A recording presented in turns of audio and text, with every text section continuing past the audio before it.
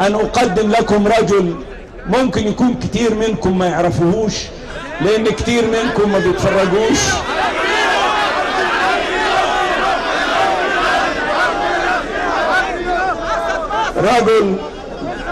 رجل كان معنا في حملة الدكتور محمد مرسي من أول يوم، من أول مؤتمر في المحلة الكبرى.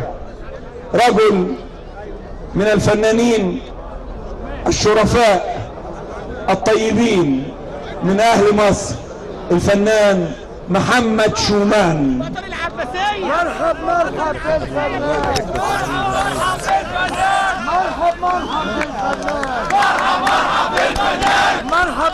بالفنان، مرحب بالفنان. لا ضرايب ايه بقى. السلام عليكم ورحمة الله وبركاته. كده يعني انت قادر. بسم الله والحمد لله والصلاة والسلام على رسول الله. أنا سعيد إن أنا مسلم، وانتمائي الأول وده المفروض لأي مسلم إن أنا مسلم.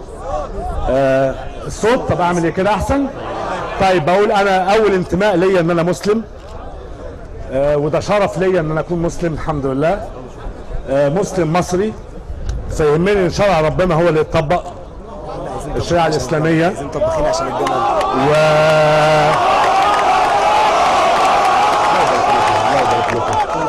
الله يبارك لكم. عايزين طباخين. الله يبارك لكم.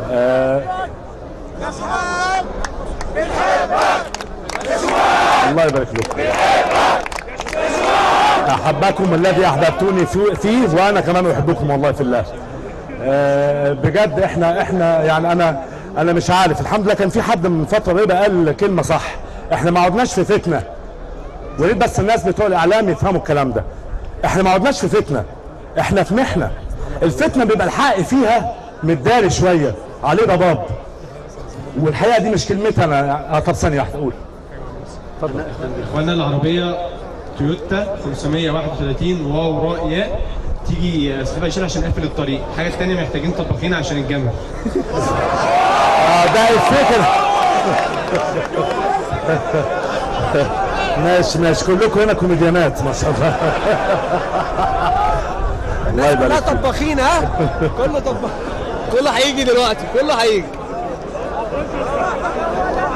بس فالحقيقه الكلام ده مش كلام انا، كلام اخ كده من الاخوه الفاضلين قالوا من فتره، يعني قال احنا ما عدناش في فتنه.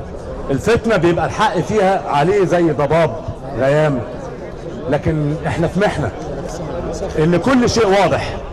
الحق بقى واضح والباطل بقى واضح، فاللي مع الباطل حسبنا الله ونعم الوكيل. هي دي المحنه اللي احنا لاقيين مع الباطل ناس كتير شويه، بس الحمد لله لا زال مع الحق معظم الناس، وده شيء يفرح. الحمد لله الحمد لله، وان شاء الله مع بعض لحد ما شاءت ربنا تتطبق ان شاء الله. واقول لكم على حاجه، ايام حسني مبارك حق ربنا يعني، لما كان يبقى في امام، ولسه حتى حد مفكرني بالحكايه دي من شويه واحنا على المنصه، ويقول مثلا يدعي للرئيس، فكان الواحد غصب عنه لازم يقول امين. طبعا نقول لك ما ده الامام فلازم حاضر امين، بس واحد يقول امين وفي غصه في حلقه. لكن من ساعه ما مرسي جه وبالبيعه الحقيقي، وبقى رئيسنا بالبيعه حقيقي وبالاغلبيه فعلا، ورئيس مسلم بجد وعايز يطبق شريعه اسلاميه بجد، فلما الحمد لله مش الامام بقى، كل واحد فينا بيدعي بجد ليه، يقول يا رب وفقه، يا رب يهديه ويسدده، يا رب ارزقه البطانه الصالحه.